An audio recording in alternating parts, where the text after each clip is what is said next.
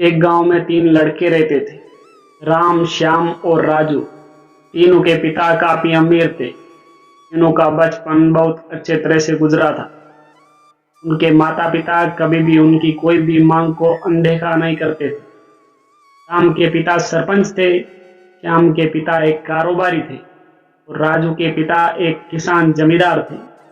छोटी उम्र से ही उन सबको लाड प्यार ने ऐसा बना दिया था कि ना तो उनको मेहनत का पता था, ना ही उनको समय की परवाह थी। अक्सर वे सारा दिन बस घूमते रहते थे, नशे और अन्य भोग विलास में डूबे रहते थे, जिससे उनके गांव वाले भी दुखी थे।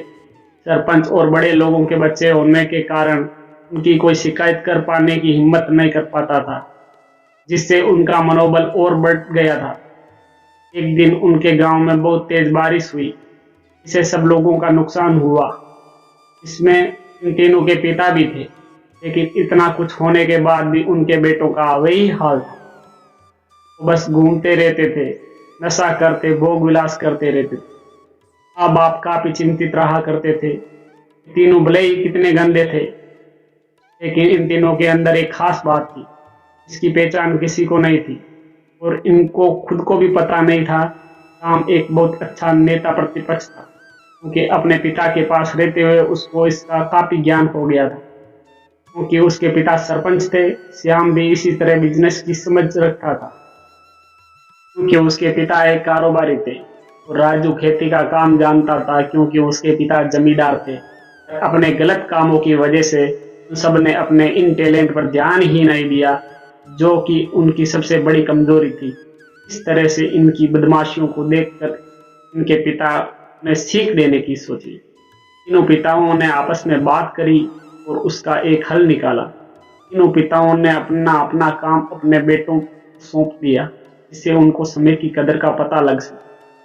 तीनों के पिता ने एक वसीयत बनाई, इसमें यह लिखा था कि 1 वर्ष के अंदर इन तीनों को 10 लाख रुपए कमा कर देने होंगे, तो बिना किसी गलत काम करके कमाए गए हो। और तीनों को अलग अलग स्थान पर रहना होगा। इन तीनों को 5-5 लाख रुपए भी दिए गए, ताकि उनको अपना काम चालू करने में दिक्कत ना हो। पहले तो सब खुश हो गए कि हम आजाद हो गए, हमको पैसे मिल गए। और ऐसा सोचकर इन्होंने फिर से काफी समय मौज मस्ती करने में लगा दिया। इस तरह से 6 महीने बीत गए और इनका काफी सारा नुकसान भी हुआ।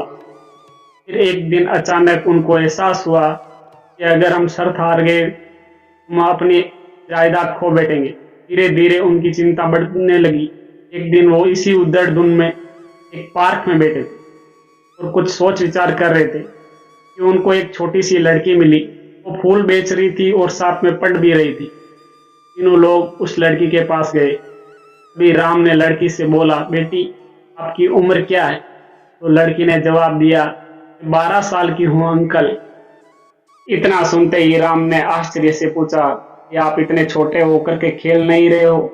इस पर लड़की ने जवाब दिया कि मेरे पापा अब इस दुनिया में नहीं है, तो माँ भी बीमार रहती है, इसीलिए मैं ये काम करती हूँ। ये सुनकर राम ने अपना पर्स निकाला। उसके पास जो भी पैसे बचे थे वो उस लड़की को देने लगा। उसके बाद लड़की ने बोला, अंकल आप फूल ले लो, मुझे बहुत खुशी होगी, क्योंकि मैं अगर आपसे फ्री में पैसे ले लूंगी मेरा पढ़ाई में मन नहीं लगेगा, मैं कामचोर बन जाऊंगी, क्योंकि यही समय है, इस समय मैं अपना भविष्य लिख सकती हूँ। राम ने उस लड़की से सारे फूल ले लिए। तीनों घर लौट आए। उस फूल वाली लड़की का उन तीनों लड़कों पर बहुत गहरा प्रभाव पड़ा। रात भर तीनों उस बच्ची के बारे में सोचते रहे और उन्हें एहसास हुआ कि वो तीनों कितने गलत थे। तीनों ही दोस्तों को एहसास हुआ कि आज भी उनके पास 6 महीने का समय है अपने पिता के दिए गए काम को पूरा करने का और भविष्य बनाने का। इसी दौरान सबने सोचा, अगर बचे हुए समय का सही उपयोग करें तो अभी भी बहुत कुछ किया जा सकता है। इस तरह बाकी दोस्तों ने भी सोचा और दूसरे समय में आकर काम तलाशने लगे। उनके शर्त में एक शर्त ये भी थी, उनको जो भी काम करना है वो अपनी पहचान बताए बिना करेंगे, जिससे ये साफ था कि उनको काम नहीं मिला। और जब काम नहीं मिला तो उन्होंने सोच लिया अब वो अगर कुछ भी करेंगे तो अपने गांव में जाकर ही काम करेंगे। भले ही उनके पिता कुछ भी सोचें, लेकिन फिर भी वे अपने गांव में जाएंगे और अपने गांव में कुछ नए काम करेंगे। भले ही उनको अपने पिता की वसीयत ना मिले, तीनों लड़के अपने गांव में फिर से आए और अपने अपने पिताओं से जाकर के मिले और उन्होंने अपने अनुभव के बारे में बताया और बोले कि वो आगे से ऐसी गलती नहीं करेंगे और वो उन्हें माफ कर दें। लेकिन पिता तो शर्त पे ही अड़े थे। लड़कों को कोई दया नहीं मिली। तीनों को फिर से दुख हुआ।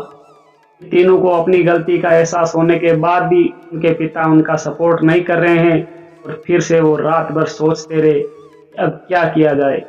इन्होंने मिलकर एक स्कीम निकाली। राम अपने मित्रों के साथ मिलकर लोगों की प्रॉब्लम को सुलझाने लगा, जिससे उसको गांव की समस्याओं का ज्ञान हुआ। इसी तरह श्याम भी गांव के विकास के लिए नए नए तरीके सीख गया और राजू को किसानों और बीजों का ज्ञान हो जाने से उसको काफी फायदा हुआ। इन्होंने मिलकर अपने बाकी पैसों का सही ढंग से सही जगह लगाकर गांव को एक नया रूप दे दिया। उनकी कड़ी मेहनत से गांव के लोग या दूसरे शहरों के लोग भी उनकी तारीफ करने लगे। उनका गांव तरक्की करने लगा। नई तकनीकों के कारण हर वर्ग के लोगों से उनका जुड़ाव होने लगा। एक समय आने के बाद उनके पिताओं ने उनको माफ कर दिया। इस तरह से दोस्तों, इन तीनों को समय की कीमत का अंदाजा हुआ। पहले वो कितना समय बर्बाद कर रहे थे, लेकिन जब से उनको समय की कीमत का अंदाजा हुआ, उसे उन्होंने समय को बर्बाद नहीं किया और काम करके पैसा कमाया, नाम कमाया और ये सीखा ईमानदारी से जिंदगी कैसे जीते हैं।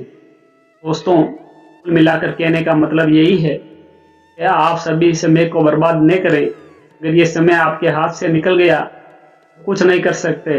और हाँ, समय के पास इतना समय नहीं है कि वो आपको दोबारा समय दे। समय बर्बाद करने के हजारों तरीके हैं, लेकिन आप ऐसा कोई तरीका चुनिए तो आपकी जिंदगी बदल दे, समाज की जिंदगी बदल दे, देश का भविष्य बदल दे।